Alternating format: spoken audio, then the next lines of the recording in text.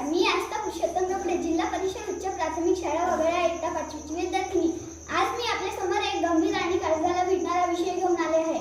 आपला देश खरंच कृषी प्रधान आहे का? आपण सगळे लहानपणापासून शिकतोय, भारत हा कृषी प्रधान देश आहे, पण फक्त पुस्तकात वाचलेलं खरं असतं का? तर हो, आजही कोट्यवधी भारतीयांचे जीवन शेतीवर अवलंबून आहे। आपण खातो ती भाकर, भात, डाळ, फळ सगळं त्या शेतकऱ्यांच्या घामातून येतं, पण तरी शेतकऱ्यांची अवस्था बघितली आहे का? शेती ही आपल्या देशाची पाठीमोरी आहे, पण ती पाठी घामाने ओलीचिंब झाली आहे। शेतकरी कधी कर्जाच्या व्याख्यात तर कधी निसर्गाच्या लहरीपणामुळे रडकुंडीला आला आहे।